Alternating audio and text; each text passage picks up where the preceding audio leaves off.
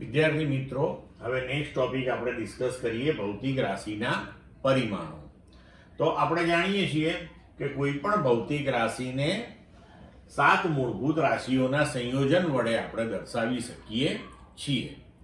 પણ જ્યારે આપણે આ 7 મૂળભૂત ભૌતિક રાશિઓનું સંયોજન કરીએ છીએ કોઈ પણ રાશિને રજૂ કરવા, ત્યારે આ મૂળભૂત રાશિઓના કેટલાક ઘાતાંકો પણ આપણે લેવા પડતા હોય છે.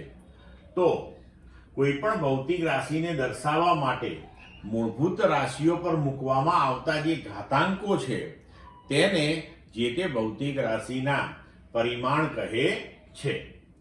કોઈ પણ ભૌતિક રાશિના પરિમાણને સંજ્ઞા ચોરસ કૌંસથી દર્શાવવામાં આવે છે. એટલે કે એ ભૌતિક રાશિની જે સંજ્ઞા હોય એ સંજ્ઞાને આપણે આવા ચોરસ કૌંસમાં મૂકવાની, એટલે આપણને ખ્યાલ આવે કે હવે આપણે ભૌતિક રાશિના પરિમાણની ચર્ચા કરી રહ્યા છીએ. હવે આપણે ઉદાહરણ લઈને આ વસ્તુ સમજીએ કે ધારો કે આપણે લઈએ કે પદાર્થ દ્વારા ઘેરાયેલા કદને લંબાઈ, પહોળાઈ અને ઊંચાઈ અથવા તો 3 લંબાઈના ગુણાકારથી વ્યક્ત કરી શકાય છે. હવે જ્યારે આપણે મૂળભૂત ભૌતિક રાશિઓને અહીંયા પરિમાણ શોધવા માટે રજૂ કરીશું, ત્યારે દળ જે છે એની સંજ્ઞા કેપિટલ M, લંબાઈની સંજ્ઞા કેપિટલ L, સમયની સંજ્ઞા કેપિટલ T અને વિદ્યુત પ્રવાહની સંજ્ઞા કેપિટલ A ઉપયોગમાં લઈશું. તો હવે કદના પરિમાણ જે છે એને તમે લંબાઈ ગુણ્યા લંબાઈ ગુણ્યા લંબાઈ એટલે L³ થી રજૂ કરી શકો. હવે અહીંયા આગળ કદના જે પરિમાણ આપણે તૈયાર કર્યા એની અંદર દળ આવતું નથી, તો આપણે m⁴ લખી શકીએ. સમય પણ આવતો નથી, તો t⁴ લખીએ. એટલે કે દળના પરિમાણ અહીંયા 0 છે અને સમયના પરિમાણ પણ 0 છે અને લંબાઈના પરિમાણ L⁵ એટલે કે 3 છે. હવે આપણે બીજું ઉદાહરણ લઈએ કે બળ બરાબર દળ ગુણ્યા પ્રવેગ. તો બળના પરિમાણ બરાબર દળના પરિમાણ ગુણ્યા પ્રવેગના પરિમાણ. તો દળના પરિમાણ m થશે, પ્રવેગ એટલે વેગ ભાગ્યા સમય ને વેગ એટલે અંતર ભાગ્યા સમય, એટલે અંતર ભાગ્યા સમયનો વર્ગ. તો આપણે એને લખી શકીએ Lt⁻². એટલે પરિણામ સ્વરૂપે આપણે આ લખી શકીએ mLt−2. આને ઘણી વખત m⁴1, L⁴1 અને t⁻² એમ પણ લખાય છે.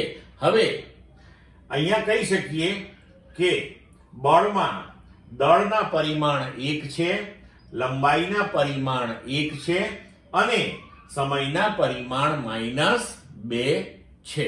આવી રીતે ભૌતિક રાશિના પરિમાણો નક્કી કરવામાં આવે છે. સમજ્યા મિત્રો? હવે ટોપિક જોઈએ પારિમાણિક સૂત્રો અને પારિમાણિક સમીકરણો. તો આપેલ ભૌતિક રાશિને કેટલી અને કઈ મૂળભૂત રાશિઓ દ્વારા દર્શાવી શકાય છે તે દર્શાવતું જે સમીકરણ છે એને ભૌતિક રાશિનું પારિમાણિક સૂત્ર કહે છે.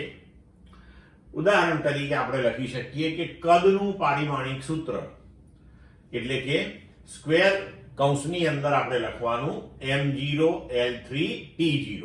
તો આ જે આખું સમીકરણ થયું એને આપણે કદનું પારિમાણિક સૂત્ર કહી શકીએ. તેવી જ રીતે ઝડપ અથવા વેગનું આપણે લખી શકીએ m0 Lt−1. અહીંયા L1 પણ તમારે લખવું હોય તો લખાય. કોઈ ભૌતિક રાશિને તેના પારિમાણિક સૂત્ર સાથે લખવાથી મળતા સમીકરણને તે ભૌતિક રાશિનું પારિમાણિક સૂત્ર કહે છે. ઉદાહરણ તરીકે કદ v, ઝડપ v, બળ F, દળ ઘનતા ρ ના પારિમાણિક સમીકરણો આપણે નીચે મુજબ રજૂ કરી શકીએ. તો કદ v નું પારિમાણિક સમીકરણ, તો કદ v બરાબર m0 L3 T0. એવી રીતના વેગ અથવા તો ઝડપ માટે m0 Lt−1, બળ માટે mLt−2 અથવા તો આને m⁴1 L⁴1 T⁻² એમ પણ લખાય.